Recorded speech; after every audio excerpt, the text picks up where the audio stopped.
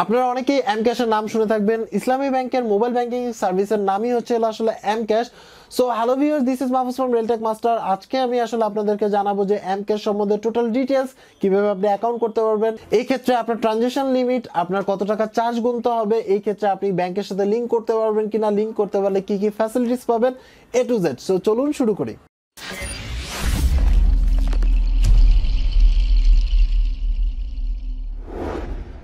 So first of all আমরা আসলে ব্যাংকের সাথে কথা বলি, এরপরেই আমি আসলে আপনাদেরকে জানাবো যে এটার চার্জিং লিমিট কেমন এবং এর মধ্যে কি কি সুবিধা আছে, কি কি অসুবিধা আছে, টোটাল ডিটেলস।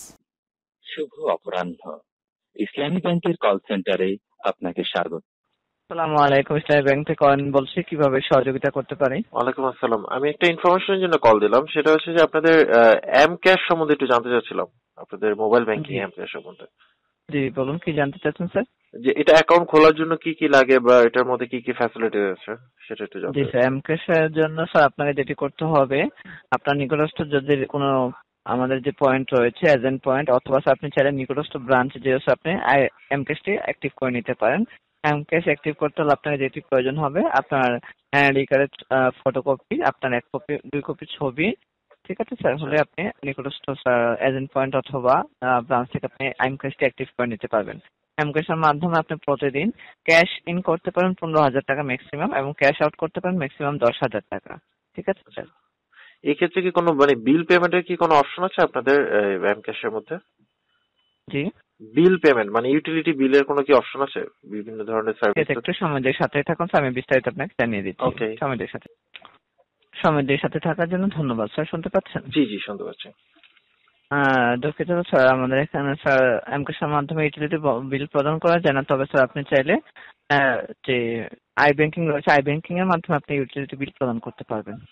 আচ্ছা, বুঝতে পারছি। আরেকটা ব্যাপার একটু জানি, হ্যাঁ, সেটা হচ্ছে যে এম ক্যাশের সাথে কি ব্যাংকের লিংক করা যায়, মানে জি ব্যাংকের জি, সাথে অবশ্যই আপনার ব্যাংক অ্যাকাউন্ট লিংক আপ করতে পারবেন স্যার। এই ক্ষেত্রে আসলে আমি মানে লিংকের কোনো কি কি সুবিধা পাবো, মানে লিংকের ক্ষেত্রে? লিংকের মাধ্যমে স্যার আপনি চাইলে এমকেএস থেকে আপনার অ্যাকাউন্টে ফান্ড ট্রান্সফার করতে পারবেন, অথবা আপনার অ্যাকাউন্ট থেকে আপনার এমকেএস অ্যাকাউন্টে ফান্ড ট্রান্সফার করতে পারবেন। এই ক্ষেত্রে চার্জ আছে কোনো? জি এম ক্যাশ থেকে আপনার অ্যাকাউন্টে পাঠানো এবং বা অ্যাকাউন্ট থেকে এম ক্যাশ আনার ক্ষেত্রে কি কোনো চার্জ আছে? জি জি, আমাদের কিছু চার্জ রয়েছে, একটু সময় দিয়ে আমি আপনাকে জানিয়ে দিচ্ছি। আচ্ছা, সময় দিয়ে সাথে থাকার জন্য ধন্যবাদ। জি শুনতে পাচ্ছেন? জি জি, শুনতে পাচ্ছি আমি। জি স্যার, আপনি যদি এমকেএস আইবিবিএল অ্যাকাউন্ট থেকে এমকেএস স্যার আপনি যদি সেন্ড মানি করেন, সেক্ষেত্রে আপনার প্রতি ট্রানজাকশনে 2 টাকা চার্জ প্রযোজ্য হবে, ঠিক আছে? আচ্ছা আচ্ছা। এবং সেক্ষেত্রে আপনি 50 টাকা থেকে আপনি 15,000 টাকা পর্যন্ত আপনি ট্রান্সফার করতে পারবেন, ট্রানজাকশন করতে পারবেন। এবং এমকেএস থেকে যদি আপনি এমকেএস ট্রান্সফার করেন, সেন্ড মানি করেন, সেক্ষেত্রে 4 টাকা ট্রানজাকশন চার্জ প্রযোজ্য হবে, যেখানে আপনি 10 টাকা থেকে 10,000 টাকা পর্যন্ত আপনি ফান্ড ট্রান্সফার করতে পারবেন। আর আপনি যদি এমকেএস থেকে আইবিবিএল অ্যাকাউন্টে ফান্ড ট্রান্সফার করেন, সেক্ষেত্রে আপনার প্রতি ট্রানজাকশনে 5 টাকা, অথবা স্যার প্রতি হাজারের জন্য 100-এর জন্য 1 টাকা 30 পয়সা, 100 টাকা 1 টাকা 30 পয়সা চার্জ প্রযোজ্য হবে, ঠিক ও আছে? আচ্ছা আচ্ছা। আচ্ছা, আপনাদের কি কোনো মানে এম ক্যাশের কি কোনো ইয়ে আছে, অ্যাপস আছে, নাকি জাস্ট আমরা মেনু ইউজ করতে হয়? না স্যার, আমাদের এমকেএস এর কোনো অ্যাপস নেই স্যার, আপনি মেনু ইউজ করে আপনি ব্যবহার করতে পারবেন। ও আচ্ছা, ওকে, থ্যাংক ইউ। সো এই ছিল কনভারসেশন। বুঝতেই পারছেন যে আসলে আপনি অ্যাকাউন্ট কিভাবে খুলবেন এবং লেনদেন কিভাবে শুরু করবেন। সো এখন আমি আপনাদেরকে এটার যে লিমিটেশন আছে সেগুলো দেখাচ্ছি, এবং আপনার এই ক্ষেত্রে কি কি কত টাকা চার্জ দিতে হবে সেটাও দেখাচ্ছি। এরপরে আমি আসলে আপনাদেরকে এটা ভালো না মন্দ সেটা আমি জানাবো। চলে আসলাম ইসলামী ব্যাংকের আপনার এম ক্যাশের ওয়েবসাইটে। সো এখানে আসার পরে আমরা যেহেতু আসলে আজকে ট্রানজিশন লিমিট এবং এটা চার্জ সম্বন্ধে জানবো, তো আমরা ফার্স্টে ট্রানজিশন লিমিটে চলে যাই। তো ট্রানজিশন লিমিটের ক্ষেত্রে আপনি ডেইলি আপনি ক্যাশ ইন করতে পারবেন, যেহেতু এটা মোবাইল ব্যাংকিং। 2 বার আপনি ক্যাশ ইন করতে পারবেন বাংলাদেশ ব্যাংক রুল অনুসারে, মানে রুলস অনুসারে। তারপরে ক্যাশ আউট করতে পারবেন 2 বার সর্বোচ্চ। এবং আপনি ডেইলি ক্যাশ ইন অ্যামাউন্ট আপনি সর্বনিম্ন অ্যামাউন্ট আর কি 50 টাকা থেকে শুরু করে আপনি 15,000 টাকা পর্যন্ত ক্যাশ ইন করতে পারবেন। এবার আসি ক্যাশ আউটের ক্ষেত্রে। ক্যাশ আউটের ক্ষেত্রে আপনি সর্বনিম্ন 50 টাকা থেকে শুরু করে সর্বোচ্চ 10,000 টাকা পর্যন্ত ক্যাশ আউট করতে পারবেন। আর এই ক্ষেত্রে আসলে ব্যাংকের সাথে যদি লিংক থাকে, সেই ক্ষেত্রে আপনার মানে 500 টাকা পর্যন্ত আর কি আপনার আলাদা একটা অপশন আছে, সেটা আসলে ব্যাংকের সাথে যারা লিংক থাকবে তাদের ক্ষেত্রে। এবার আসে ডেইলি ট্রান্সফার অ্যামাউন্ট, মানে আপনি এক পার্সন থেকে আরেক পার্সন, মানে এম ক্যাশ থেকে এক এম ক্যাশ থেকে আরেক এম ক্যাশে যদি আপনি সেন্ড করেন, সেই ক্ষেত্রে আপনি 10 টাকা থেকে শুরু করে আপনি সর্বোচ্চ 10,000 টাকা একদিনে সেন্ড করতে পারবেন। এবং মান্থলি ক্যাশ ইনের ক্ষেত্রে আপনি সর্বোচ্চ 20 বার আপনি মান্থলি ক্যাশ ইন করতে পারবেন এবং ক্যাশ আউটের ক্ষেত্রে আপনি মান্থলি সর্বোচ্চ 10 বার আপনি ক্যাশ আউট করতে পারবেন। এই ক্ষেত্রে মান্থলি ক্যাশ ইন করতে পারবেন সর্বোচ্চ 1 লক্ষ টাকা আপনার অ্যাকাউন্টে আপনি ক্যাশ ইন করে নিতে পারবেন এবং ক্যাশ আউট আপনি সর্বোচ্চ আপনি 1 মাসে ক্যাশ আউট করতে পারবেন 50,000 টাকা আপনার এমক্যাশ অ্যাকাউন্ট থেকে। আরেকটা ক্ষেত্রে হচ্ছে যে মান্থলি আপনি ট্রান্সফার করতে পারবেন, মানে পার্সন টু পার্সন বা আমরা P2P যেটাকে বলি, এমক্যাশ টু এমক্যাশ আপনি 25,000 টাকা ট্রান্সফার করতে পারবেন। এবার আসি হচ্ছে আমরা শিডিউল চার্জের ক্ষেত্রে, আপনার এটার ক্ষেত্রে যে কত টাকা চার্জ কাটবে। আপনি অ্যাকাউন্ট যদি ওপেন করেন সেক্ষেত্রে ফ্রি, ফরেন রেমিটেন্স ডিপোজিট সেটাও ফ্রি, আপনি হচ্ছে স্যালারি অ্যাকাউন্ট করলেও ফ্রি, আপনি যদি মোবাইল রিচার্জ করেন সেই ক্ষেত্রে ফ্রি, আপনি যদি মার্চেন্ট এবং হচ্ছে ইন্স্যুরেন্স পেমেন্ট করেন তাহলে সেই ক্ষেত্রে ফ্রি, তারপরে হচ্ছে ক্যাশ ইন ডিপোজিট, মানে আপনি যদি ক্যাশ ইন করেন সেই ক্ষেত্রে আপনি ফ্রি, ক্যাশ ইন মানে হচ্ছে ওই এজেন্ট থেকে বা ব্যাংক থেকে যদি নেন। এবার আসি ক্যাশ আউটের ক্ষেত্রে। Cash out, regular cash out বলতে হচ্ছে আপনি যদি মানে ইসলামী ব্যাংকের এটিএম বুথ থেকে তোলেন, তার মানে IBBL থেকে যদি আপনি এটিএম বুথ থেকে তোলেন তাহলে সর্বনিম্ন 5 টাকা এবং সর্বোচ্চ হচ্ছে আপনি 1% করে কাটবে। 1% বলতে আপনার 1000-এ 10 টাকা করে কাটবে যদি আপনি তাদের এটিএম বুথ থেকে তোলেন। দেন হচ্ছে মানে সর্বনিম্ন কিন্তু 5 টাকা, এটা কিন্তু অনেকে হয়তো বা খেয়াল করবেন না।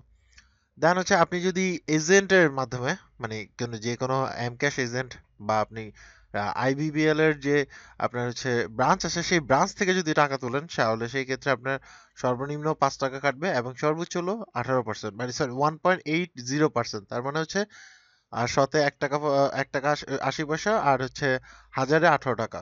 সো এটা একটা ব্যাপার। তারপর হচ্ছে স্যালারি এবং ফরেন রেমিটেন্স যদি আপনার অ্যাকাউন্টটা হয় তাহলে সেই ক্ষেত্রে হচ্ছিল আপনি আই আইবিবিএল এর এটিএম বুথ থেকে যদি তোলেন তাহলে সেই ক্ষেত্রে সম্পূর্ণ ফ্রি দুইটা অ্যাকাউন্টের ক্ষেত্রে। আপনি যদি ব্রাঞ্চ থেকে তোলেন সেই ক্ষেত্রে সর্বনিম্ন 5 টাকা এবং সর্বোচ্চ 0.30%, তার মানে হচ্ছে আপনি উইথড্র করলে 1000-এ 3 টাকা করে কাটবে। এবার আপনি যদি এজেন্ট থেকে মানে IBBL এর এজেন্ট থেকে যদি এই স্যালারি অ্যাকাউন্ট বা আপনার হচ্ছে ফরেন রেমিটেন্স যদি তোলেন তাহলে সেই ক্ষেত্রে হচ্ছে আপনি 5 টাকা সর্বনিম্ন, সব ক্ষেত্রেই 5 টাকা এবং সেই ক্ষেত্রে আপনি হচ্ছে 0.90%, তার মানে হচ্ছে আপনার 1000-এ 9 টাকা করে কাটবে। দেন আসি হচ্ছে আপনার সেন্ড মানির ক্ষেত্রে। এমক্যাশ টু এমক্যাশ যদি আপনি সেন্ড মানি করেন তাহলে সেই ক্ষেত্রে সর্বনিম্ন আপনার মানে পার ট্রানজেকশনে কাটবে হচ্ছে আপনার 4 টাকা করে। সেক্ষেত্রে আপনি 10 টাকা পাঠালেও 4 টাকা কাটবে, 10,000 টাকা পাঠালেও 4 টাকা কাটবে। এবং সেন্ড মানির ক্ষেত্রে হচ্ছে আপনার IBBL এর আপনার অ্যাকাউন্ট টু যদি আপনি এমক্যাশ আনেন, মানে আপনি যদি অ্যাকাউন্ট থেকে আপনার এমক্যাশে টাকা আনেন সেই ক্ষেত্রে আপনার প্রতি ট্রানজেকশনে 2 টাকা করে কাটবে। আপনি যত টাকা আনেন না কেন 50 টাকা থেকে শুরু করে 15,000 টাকা পর্যন্ত আপনি আনতে পারবেন ব্যাংকের অ্যাকাউন্ট থেকে আপনার এমক্যাশ অ্যাকাউন্টে। এবার সেই এমক্যাশ অ্যাকাউন্ট থেকে যদি আপনি মানে ইসলামী ব্যাংকের যে অ্যাকাউন্ট আছে সেই অ্যাকাউন্টে যদি টাকা ট্রান্সফার করেন বা লিঙ্ক করা যে অ্যাকাউন্ট আছে সেইখানে যদি আপনি টাকা ট্রান্সফার করেন সেই ক্ষেত্রে আপনার সর্বনিম্ন 5 টাকা এবং এই ক্ষেত্রে ছিল 1.30% করে আপনার কাছ থেকে চার্জ করবে, তার মানে হলো 1000-এ 13 টাকা করে আপনার কাছ থেকে চার্জ করা হবে। এবার আসে হচ্ছিল ফিস পেমেন্ট। কোনো ফিস যদি কোনো মানে আপনার হচ্ছে কোনো ফিস, বিভিন্ন ধরনের ফিস থাকে না, হয়তো পারে স্কুল কলেজ বা এই টাইপের যদি কোনো ফিস থাকে সেই ফিস যদি মানে এমক্যাশের মাধ্যমে দেওয়া যায় তাহলে সেই ক্ষেত্রে 2 টাকা সর্বনিম্ন এবং সর্বোচ্চ ছিল 1.50%, মানে যেটা বড় হয় অ্যামাউন্টটা। ঠিক আছে, তো তার মানে হচ্ছে আপনি 1000-এ আপনার 15 টাকা করে কাটবে। সো এই ছিল আপনার হচ্ছে ট্রানজেকশন লিমিট এবং হচ্ছে চার্জ।